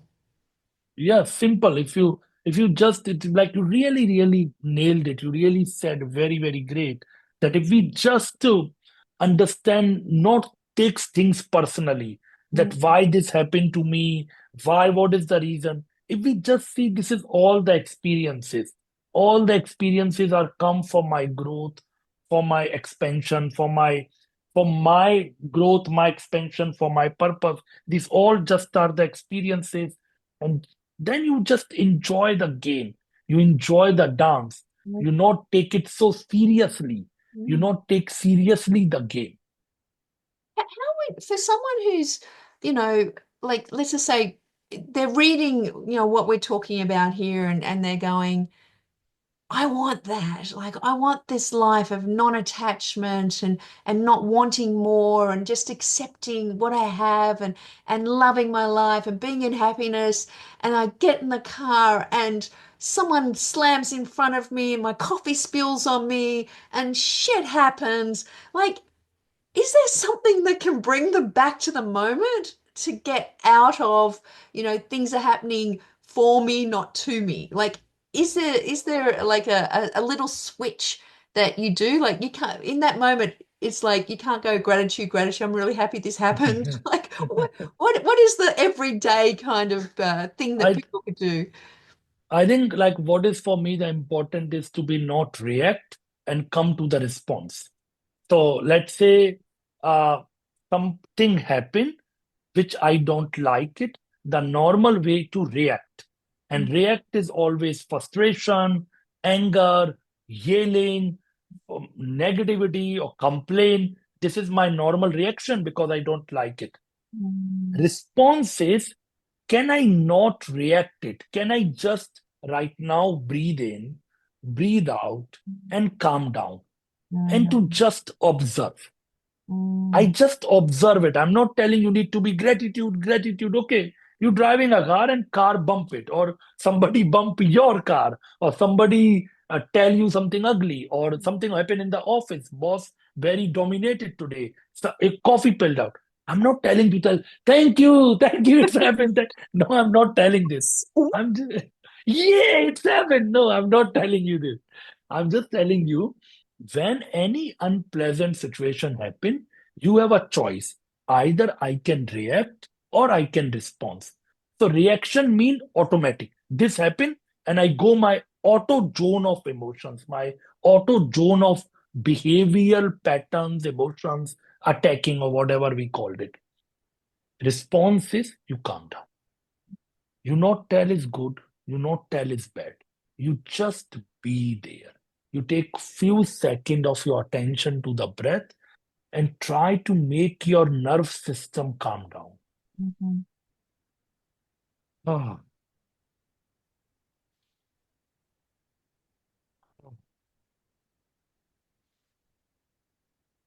ah. And when your nerve system calm down, then you take a right step. If that right step is to tell person that please drive car, take care, you destroy my car, then you talk it.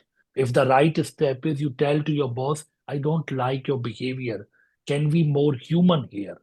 So you take the right step with the inner calmness. If there is a hesitation and you react it, that's a reaction. Spirituality teaches calm down, come to the peace, come to the harmony, come to this inner space of silence, peace, and then you response it. And response could be as much powerful. You can tell anything if you wanted. If you really feel that person cross your boundary, you very clearly tell that, please understand it. I'm not yelling you. I'm not criticizing you, but I feel you genuinely hurting my boundaries and my space. Can I have, can you please not do this to me? So you can able to speak what you wanted, but your inner space is different. You are Yeah. not come from the space of attacking, yelling, or auto reaction. You come from a very space of consciousness, very relaxed space, very calm down, inner peaceful space. It's interesting. It brings me back to what you said right in the beginning, which is that morning practice of gratitude. Like Yes. you set yourself up for the day, and if you're taking those breaths and just watching you taking those breaths, then like it completely calms me watching you breathe. Like you're insanely a calming person. But taking that breath and being conscious of your response, it kind of you if you're setting yourself up in the day with orientation of gratitude, then you're looking at the situation and you're training your brain from the beginning to look at all the situations in a different way. And so, it is a conscious commitment, as you said, and it is a way that takes effort and will, but at the basis of it is all very simple, isn't it?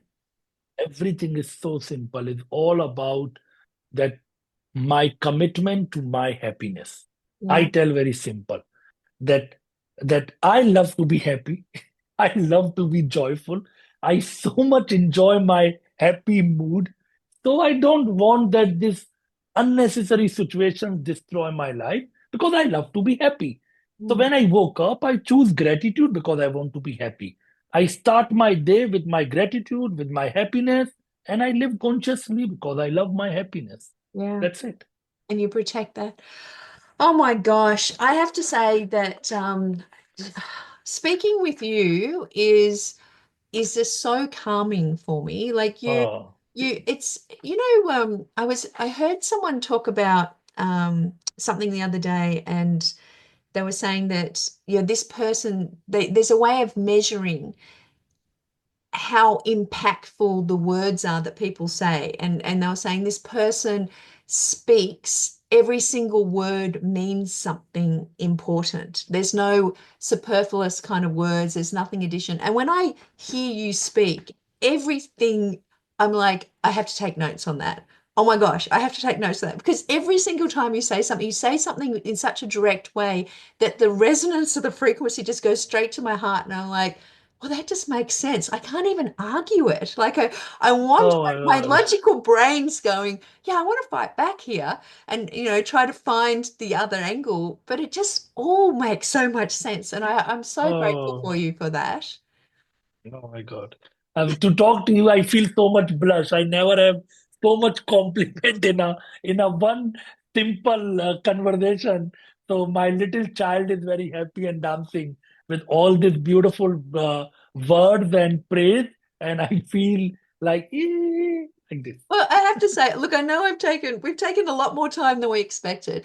I I know that one of your missions in the world that you've been charged with by others and yourself is to bring Tantra to the world. And I don't want to belittle that and waste, we got 10 minutes to chat about it. So, with your permission, I would love to have you back in the future to talk about Yes, yes, Tantra, yes, and because I think what I love in listening to what you say is that you embody the Eastern philosophies and spiritual practices, and at the same time, I can sit there and go, from a science point of view, this has now just been proven that, when you're in a point of reaction, your brain quickly goes to flight, fight, fawn, or faint, and it has familiar patterns and it quickly jumps into it. And, this is what you do. But for the last 3, 4, 5,000 years, the Eastern philosophies have been telling us this, your yes, subconscious and yes, your brain this is how it works. And it's kind of like science is just catching up. And, the power of meditation, I know that it sounds so woo. And when I started working with all of these digital marketers in America like 15 years ago, all of a sudden these people were doing um, transcendental meditation. I'm like, yes, these are people like I really think are quite legitimate. And then all of a sudden they're talking about TM. I'm like, there's something weird about them. And then all of them are doing it. I'm like, there has to be something. And then, you're yes, hearing about the Googles and the big companies that are trying to hack longevity and hack health and biohack, and everything keeps coming back to breath and meditation. And I'm sitting there going, wait a second, isn't this what they've been doing for like 5,000 years over in India? yes. And so Yeah. it seems to me that I would love to have you back to really go into more detail. And I also know that you've got like a Spotify channel and YouTube channel, which we'll give I'll put underneath this because I really want people to listen to your meditations and in preparation for us to be Yeah. able to talk about it. But you've got a center in Bali, but you live in Russia? Yeah. Yeah. Yeah. Yeah. Yeah. Yeah. Yeah. Yeah. So it's a very unique combination. So it's like I don't know how it works with me. I just when I start teaching my work, tantra meditations out of India, I think first I start with the Europe. I Yeah. go to Germany, Munich. I also teach in the Greece, reaching to Kopangan, Thailand, reaching to Bali. But somehow my path take me to the Moscow. Somebody invited me to the Moscow to teach meditation and tantra. And then suddenly I get viral there. Viral means normally before I get 10, 20 people in my workshop, in my event, and there I get 100 people. Yeah. And then I feel, okay, if people love me here, then why to be keep traveling to the world and try to be so much hard? Let it relax, see who wants to come to me, and I'm available for them. And then right now, um, wherever I go, a lot of Russian speaking tribe from the Slavic countries always come. That's why we have a school also in Moscow and we have a school in Bali. Yes, and it's in Ubud, the Tantra Nectar in Bali.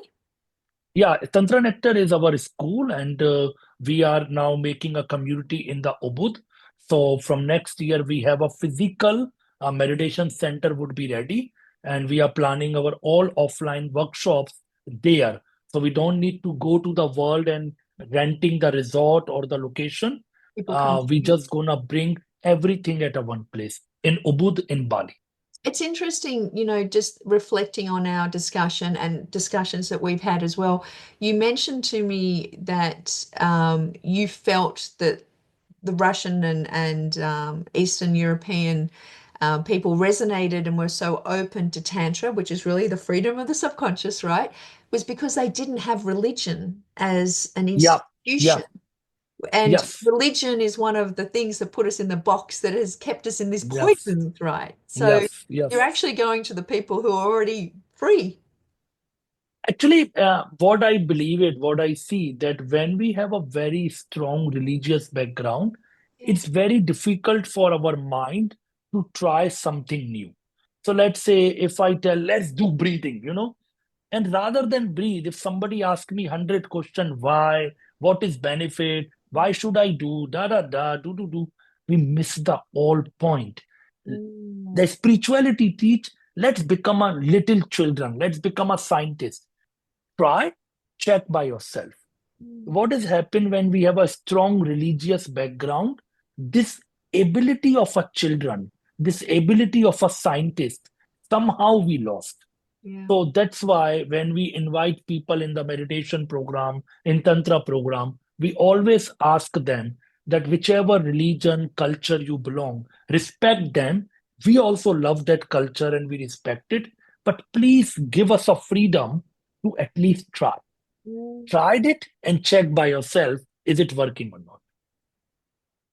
Oh, wow, Satyarthi, you've inspired me yet again. I won't be able to sleep, and Uh, I really appreciate it because I in exploring this kind of awareness and then opportunities for people to awaken and I cannot wait to introduce people to your active meditations because having experienced two of them in one day, I've got to tell you I was very active feeling the spirit.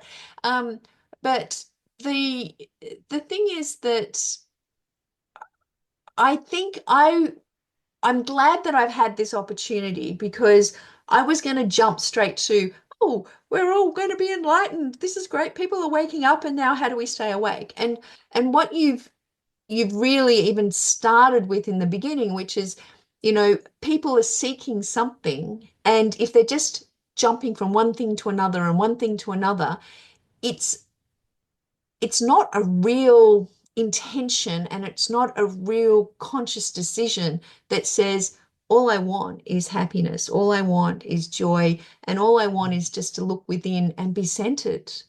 And, what are the things that keep me from that? And by me kind of jumping over the obstacles and going, yeah, it'll be fine. Once you're awakened, it's all okay. Don't worry about it. If I had jumped over the 5 poisons and hadn't acknowledged them and hadn't seen the super weapons that we can use against them, gratitude and forgiveness and non-attachment and just awareness, like if we jumped over that, then we would lose the way in an instant to react to something in the day and not have the skills to go, it's okay, I'm going to take a breath, I'm going to see this for what it is, and then I'm going to move on. Oh, yes. Oh, I love you. I love you. I I don't love know. you I've too. only just met you, but you are like my friend forever and have been for eternity. Me too. Me too. I so much you, your ability to be transmitted, your ability to understand and then put it in the right words so everybody can understand and to be relate with this. That's the one thing which I so much admire. That's why when you explain it, I'm always like, oh, like I really grasped it. You said earlier, the teacher is also the student. And when you said that, I had a reflection on a couple of the students that I've worked with in the last couple of days.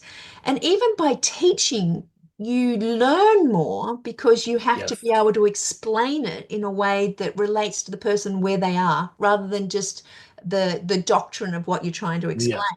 And so when you said that, I was like, gosh, in every moment we are the teacher and we are the student. And just even that as an observation for this entire call, despite everything else, was such a blessing for me, because it kind of is like turning up in any teaching situation, but also in that situation where I don't have the ego of the attachment or the power or the hierarchy of how you are. It's like I'm turning up with joy to teach, but to also learn at the same time. So thank you so much for just once again being an example of what you teach, because it's beautiful to see and I really appreciate it.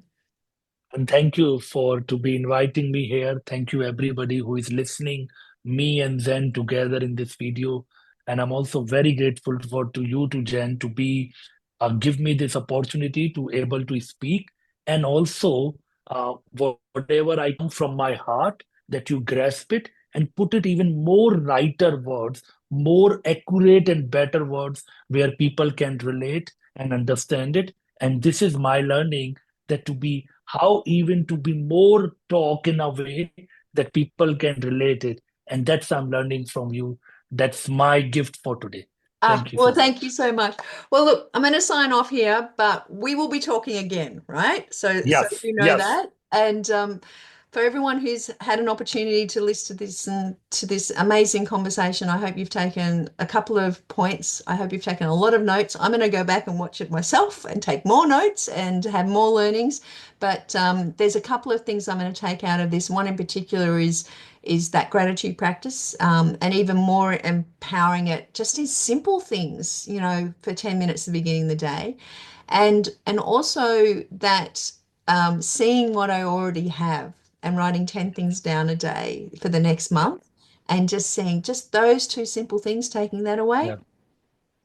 You've made everything perfect. You made it. Everything's perfect. Everything perfect. Okay, I'm going to sign off here. To everyone, as always, here's to your success. Bye for now, and thank you to our amazing guest, Satyarthi. Bye-bye. See ya.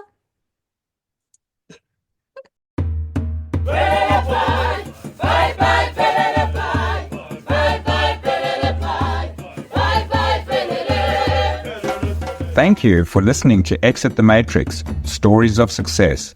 Make sure you subscribe to future episodes at www.exitthematrix.io. Until next time, here's to your success.